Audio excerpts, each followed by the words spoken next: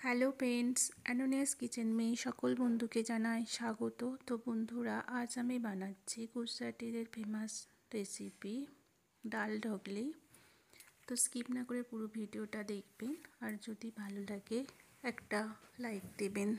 तो चलुन स्टार्ट करा जाक। এই ডাল ঢোকলি বানানোর জন্য আমি নিয়ে নিচ্ছি এখানে 1 কাপ তুর ডাল। এটা আমি ভালো করে ধুয়ে নেব।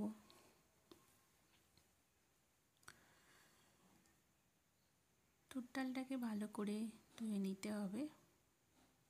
তো দেখুন আমার এখানে ধুয়ে নেওয়া হয়ে গেছে। এবার এটা আমি কুকারের মধ্যে দিয়ে দেব। ডালটা দেওয়ার পরে দিয়ে দেব জল। দেওয়ার পরেই আমি একটা বাটিতে নিয়ে নেব 3 টেবিল স্পুন কাঁচা বাদাম। তাও আমি জল দিয়ে দেব। দিয়ে এর উপরে এইভাবে বসিয়ে দিতে হবে। দেওয়ার পর কুকারটা বন্ধ করে 2 থেকে 3টে আমি সিটি দিয়ে দেব। তো এই ডালটা ততক্ষণ সিদ্ধ হোক, আমি এবার একটা আটা বানিয়ে নিচ্ছি ডালে দেওয়ার জন্য। তো আটাটা নিয়ে নিচ্ছি, এখানে হাফ কাপ নিয়ে নিচ্ছি আটা, আর নিয়ে নিচ্ছি 3 টেবিল স্পুন বেসন, আর আমি দিয়ে দেবো এখানে কসুরি মেথি হাতে একটু ক্রাশ করে নিচ্ছি, আর দিয়ে দেবো জোয়ান হাফ টিস্পুনের মতো। জোয়ানটাও আমি হাতে একটু ক্রাশ করে নিলাম। আর আমি এখানে দিয়ে দিচ্ছি হাফ টিস্পুন হলুদ পাউডার, আর দিয়ে দিচ্ছি লঙ্কা গুঁড়ো হাফ টিস্পুনের মতো, আর দিচ্ছি হাফ টিস্পুন গরম মশলা, আর এখানে আমি দিয়ে দেবো 1 টিস্পুনের মতো অয়েল, আর দেবো স্বাদ মতো নুন। দিয়ে এটা আমি ভালো করে মিক্স করে নেব। মিক্স করে নেওয়ার পরে এটা এবার জল দিয়ে মেখে নেব। আমরা যেমন রুটি বানানোর জন্য আটা মাখি সেই রকমই এটা ডোটা বানিয়ে নেব আটার। তো দেখুন আমার এটা মাখা হয়ে গেছে। এটা 10 মিনিটের মতো ঢাকা দিয়ে রেখে দেব। তো এটা ততক্ষণ ঢাকা থাক, দেখি এবার আমি ডালটা সিদ্ধ হয়েছে কিনা। তো দেখুন আমি এবার এটা খুলে দেখছি। তো দেখুন আমার ডালটা সিদ্ধ হয়ে গেছে এবং বাদামটাও সিদ্ধ হয়ে গেছে। এবার ডালটাকে ম্যাশ করে নিচ্ছি ভালো করে। নেওয়ার পর অল্প জল দিয়ে দিচ্ছি। দেখুন ডালটা মিক্স হয়ে গেছে, সুন্দরভাবে সিদ্ধ হয়ে গেছে। এবার এর মধ্যে যে বাদামটা সিদ্ধ করেছিলাম সেটা দিয়ে দিলাম, মিক্স করে নিলাম। করার পরে দেখুন আমার 10 মিনিট হয়ে গেছে। এবার আমার এইটা দুটো ভাগ করে নিচ্ছি, যে আটাটা মেখে রেখেছিলাম ডাল ঢোকলাতে দেবো বলে। এবার এটা আমি রুটির মতো করে বেলে নেব।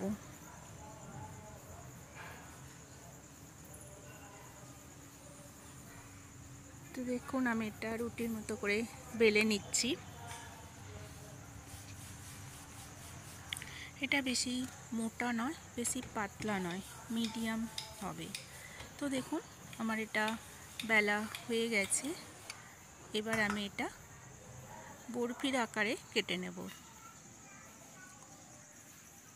দেখুন এইভাবে ক্রস ক্রস করে বরফির আকারে কেটে নিচ্ছি। তো আমার এখানে কাটা হয়ে গেছে। তো দেখুন এরমভাবে কেটে নিতে হবে, খুব মোটাও নয় খুব পাতলা নয়, মিডিয়ামভাবে রাখতে হবে। তো এবার এগুলো আমি একটা প্লেটে সব তুলে নেব, কাটা হয়ে গেছে। তো এবার আমি গ্যাসের মধ্যে বসিয়ে দিচ্ছি কড়াই, গরম হয়ে গেছে। দিয়ে দিচ্ছি তেল, তার মধ্যে দিয়ে দিচ্ছি ফোড়নে দিচ্ছি সর্ষে, কালো সর্ষে নিয়ে নিচ্ছি, আর আমি দিয়ে দিচ্ছি এখানে জিরে আর লবঙ্গ আর তেজপাতা শুকনো লঙ্কার ফোড়ন। দেওয়ার পরে এখানে একটু ডালচিনি দিয়ে দিলাম, আর দিয়ে দিচ্ছি 7 থেকে 8টা কারি পাতা। দেওয়ার পরে আমি দিয়ে দেবো আধখানা পেঁয়াজ কুচোনো।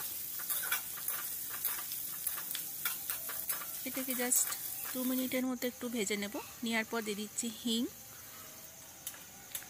এবার আমি দিয়ে দিচ্ছি 1 টিস্পুন ধনে জিরে পাউডার আর 1 টিস্পুন লঙ্কার গুঁড়ো।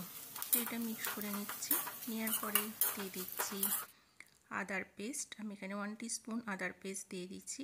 দিয়ে এটা জাস্ট 30 সেকেন্ডের মতো নেড়ে নেব। তো 30 সেকেন্ড নাড়ার পরে আমি এবার দিয়ে দিচ্ছি একটা ছোটো সাইজের টমেটো কুচিয়ে নিচ্ছি। এটা মিক্স করে নেওয়ার পর দিয়ে দিচ্ছি স্বাদ মতো নুন।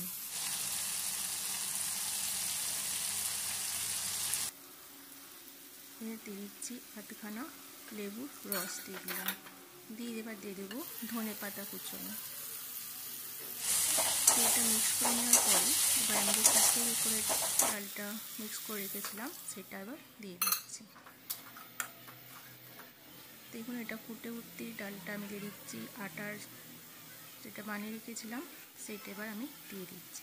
এবার আমি দিয়ে দিলাম ওপর থেকে গরম মশলা আর কসুরি মেথি হাতে ক্রাশ করে দিয়ে দিচ্ছি। তো দেখুন আমার এখানে রেডি হয়ে গেছে ডাল ঢোকলে।